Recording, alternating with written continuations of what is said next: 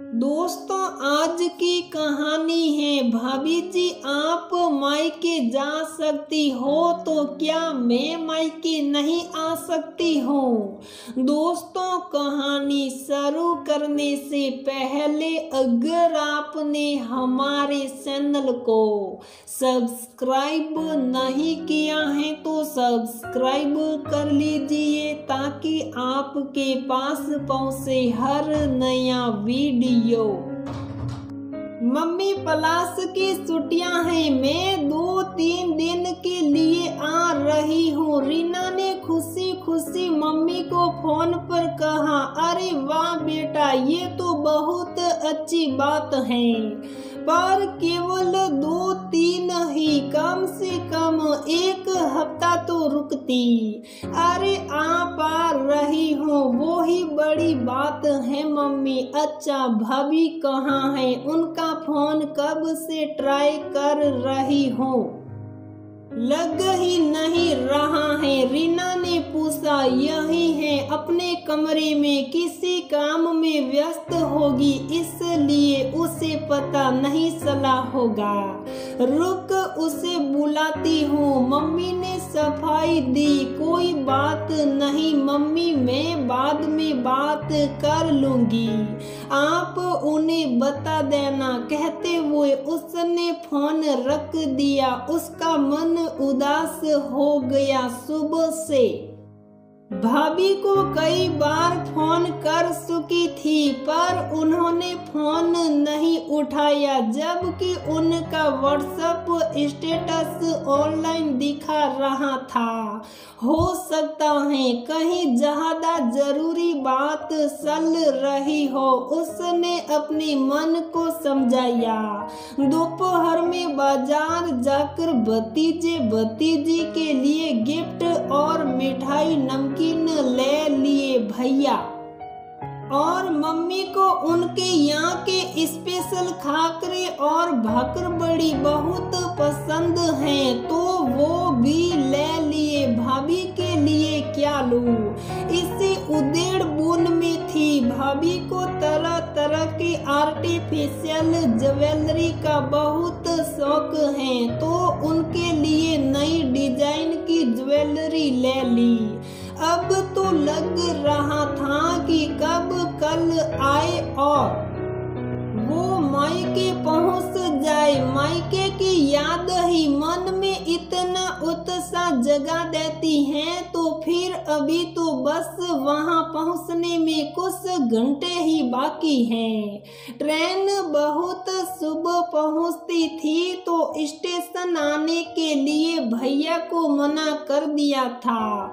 बेवजह उनकी रात खराब हो जाती। आजकल ओला उबर जैसी टैक्सियां और ऑटो तो पल भर में मिल ही जाते हैं। 7 बजे सुबह ट्रेन पहुंच गई। ट्रेन के रुकने के पहले ही टैक्सी बुक कर ली। अब एक पल का भी इंतजार मुमकिन नहीं था। स्टेशन से घर के लिए वैसे भी आधा घंटा लग ही जाता था।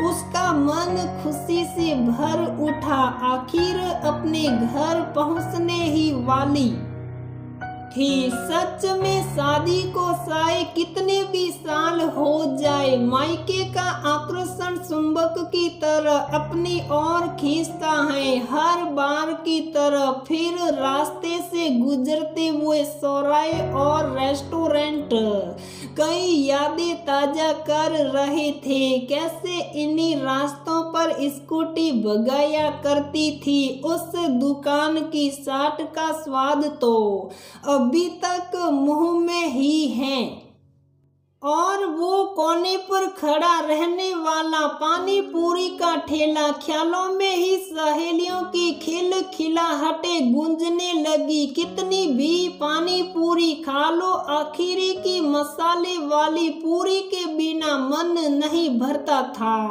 पर अभी सब सुनसान था। सड़क पर इक्का दुक्का वाहन ही थे। उजाला होने को था। वैसे इन 3 सालों में शहर भी बहुत बदल गया। सड़कें बहुत गई, कई नई बिल्डिंग भी बन गई थी। टैक्सी रुकते ही विचारों को भी ब्रेक लग गया। अरे वाह, घर आ गया। मम्मी और भाभी दरवाजे पर रास्ता देखते खड़ी होगी। मम्मी के ट्रेन में ही 2-3 बार फोन आ चुके थे, शायद उन्हें भी खुशी के मारे। रात भर नींद नहीं आई। झटपट उतरकर मेन गेट खोला। मम्मी तुरंत बाहर आई और उसे गले लगा लिया। उसका मन प्रफुल्लित हो उठा। आखिर 3 साल बाद आना हो पाया था। क्लास की पढ़ाई के कारण वो निकल ही नहीं पाई।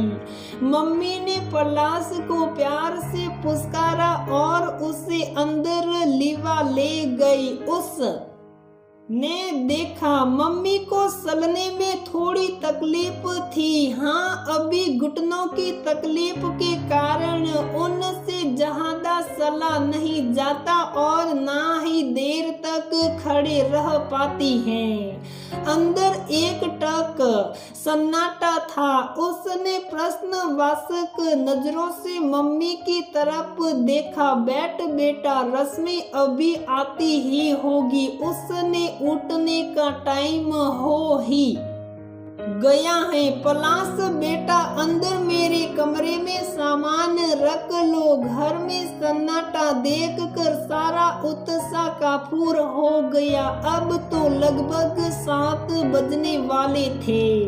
भाभी तो उठ ही जाती हैं इस समय। उसने बाथरूम की ओर रुख किया।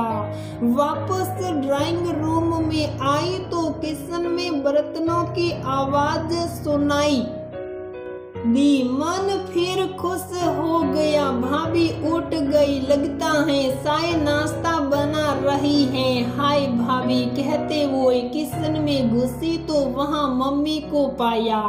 उन्होंने मुस्कुराते हुए पानी का गिलास आगे बढ़ा दिया। चल तू बैठ, मैंने चाय चढ़ा दी है।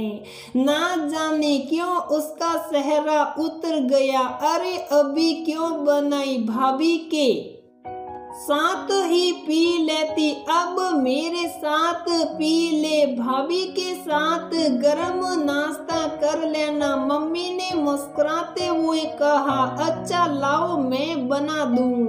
बन ही गई है, बस सान कर ला रही हूँ। ले, तब तक तू ये बिस्किट बाहर ले जा।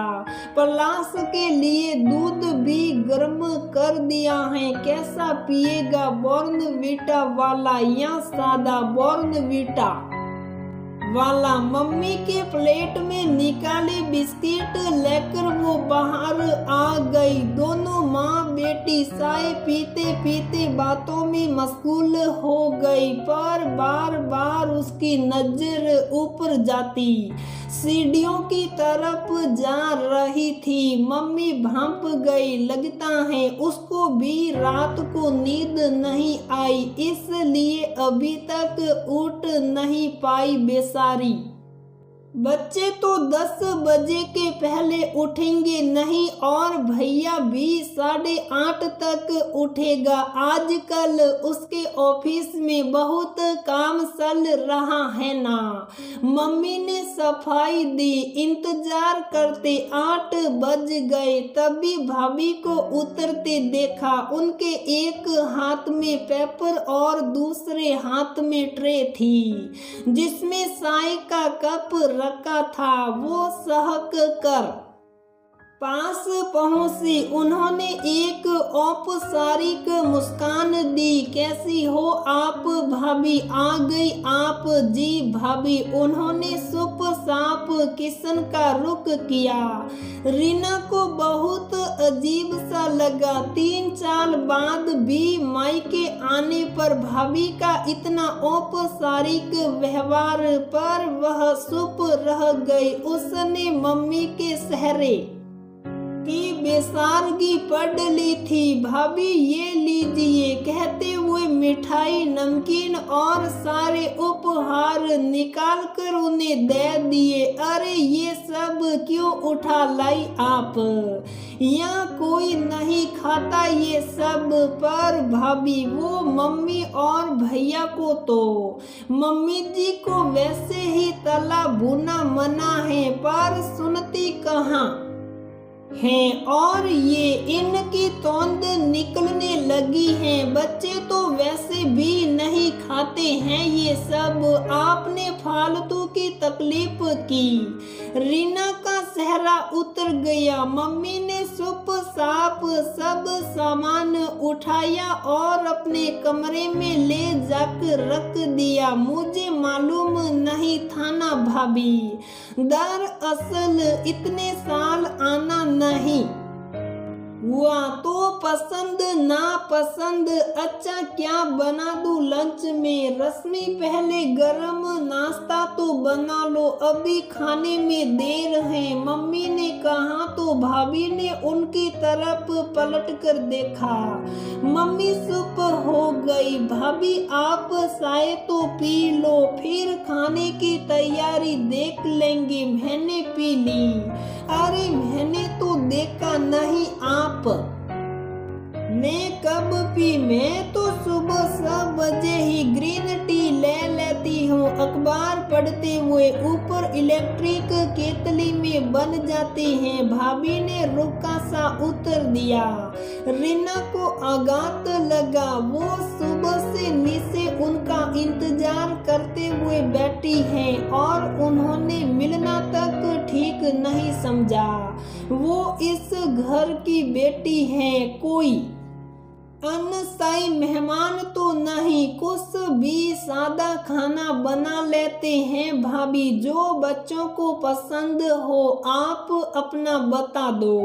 बच्चों का तो मैं देख लूंगी और मेरा लंच तो बाहर है, भाभी ने उससे रुकेपन से कहा। तो भाभी आप परेशान मत हो, हमें जो लगेगा बना लेंगे, उसने यथासंभव प्यार से कहा। ठीक है, जैसा आप साहो, कहते हुए भाभी अंदर चली गई। उनका इतना रुका व्यवहार देखकर रीना की आंखों में आंसू आ गए, पर मम्मी को वो दुखी नहीं करना चाहती थी, इसलिए अपने आप को संयत कर लिया और मम्मी के साथ गप्पे लगाने लगी। तभी भैया उठकर आए। उन्होंने बहुत प्यार से उसे गले लगाया। 3 साल तक न आने की मीठी शिकायत भी कर दी और अभी कम से कम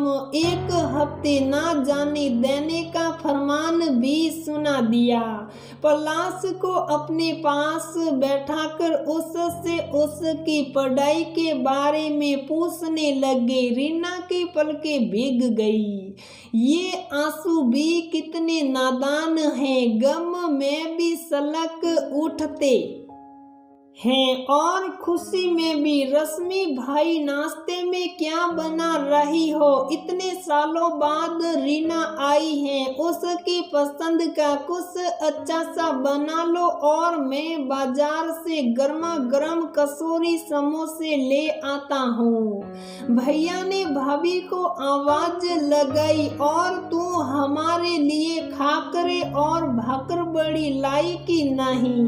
तुम्हारे यहाँ का स्वाद ही अलग है, लाई हो ना भैया? रीना का चेहरा खिल उठा। वो उठकर अंदर कमरे में गई और यहाँ मम्मी के चेहरे पर भी मुस्कुराहट आ गई।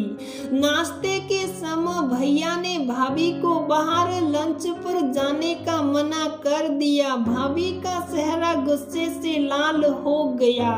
रीना ने बात संभाल ली। भैया भाभी को क्यों मना कर रहे हो। कुछ घंटों की तो बात है, अभी 2-3 दिन हो या। रीना की बात सुनकर रश्मि का तना हुआ चेहरा सामान्य हुआ।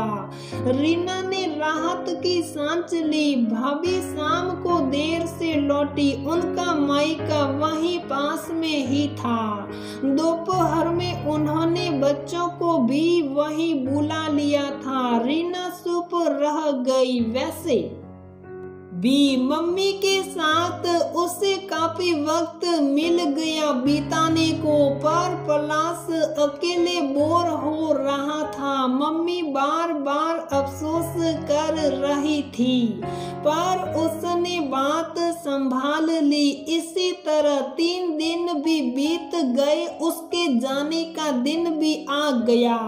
मम्मी सुबह से बहुत उदास थी। रीना के रहने से वो बहुत खुश थी, नहीं तो दिन भर वो अकेली ही रहती थी। उनके पास टीवी पर वो ही घिसे पीटे सीरियल्स बार बार देखने के अलावा कोई सारा नहीं था।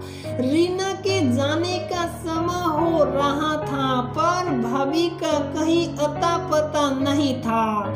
इन 3 दिनों में वो एक बार भी भैया भाभी के कमरे में ऊपर नहीं गई थी। उसने सोचा जाते जाते वहीं मिल लेती हूँ। सीढ़ियाँ चढ़कर जैसे ही दरवाजे पर पहुंची, उसके कदम भाभी की आवाज सुनकर ठिठक गए।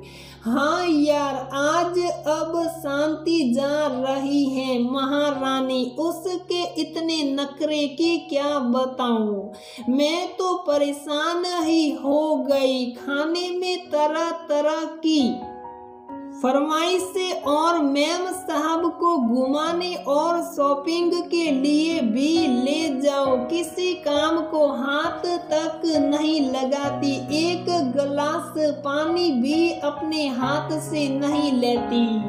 जैसे मैं उसकी नौकर बेटी हूँ। वो तो इनका मुंह देखना पड़ता है, नहीं तो ऐसे मेहमानों को तो मैं घर में घुसने भी ना दूं। रीना जड़वत हो जाई।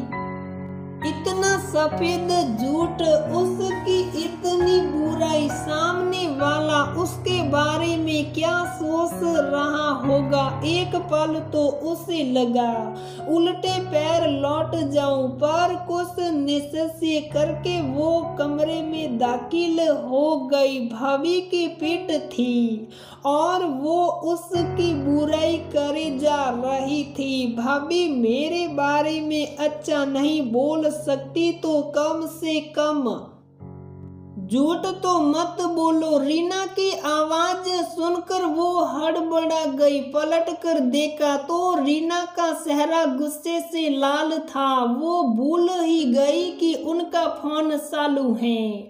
वो दीदी, आप गलत समझ रही हो। मैं तो बस मैंने सब सुन लिया है भाभी, और मुझे बहुत दुख हुआ। 3 साल बाद बस 3 दिन के लिए आई थी और आपने मेरे साथ 3 घंटे भी नहीं बिताए। आप तो ज्यादातर समय बच्चों को लेकर अपने मायके में ही चली जाती थी।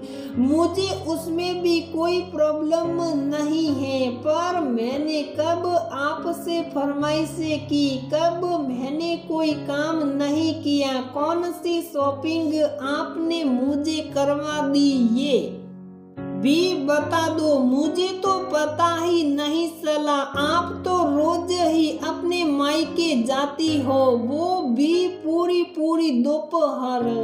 आपकी भाभियां अगर ऐसे ही आपके लिए बोले तो मैं नहीं चाहती थी कि आपके खराब बर्ताव के बारे में सोचो भी, पर दूसरों के सामने मेरी गलत सलत बुराई, ये तो आपने हद ही कर दी। नहीं दीदी, मैं आपके बारे में नहीं बोल रही थी। उन्होंने सफाई देने की कोशिश की। भाभी ये मत समझ लेना कि आप मेरे साथ बुरा व्यवहार करोगी तो मैं यहाँ आना छोड़ दूंगी। जब तक मेरी माँ और भाई हैं मैं उनसे मिलने आती रहूंगी। भाभी मुझे नहीं पता कि आपको मेरे आने से क्या समस्या है, पर मैं इस घर की बेटी हूँ, कोई अनसाई मेहमान नहीं। इस बात को आप हमेशा याद रखोगी, ऐसी मुझे उम्मीद है। रश्मि को अवाक छोड़कर रीना सीढ़ियाँ उतर गई। उसके मन से एक बोझ उतर गया। मायके को क्यों पराया समझे वो, जबकि यही पैदा हुई और बड़ी हुई है। उसकी माँ और भाई से तो उसका खून का रिश्ता है ना, फिर कहाँ का परायापन।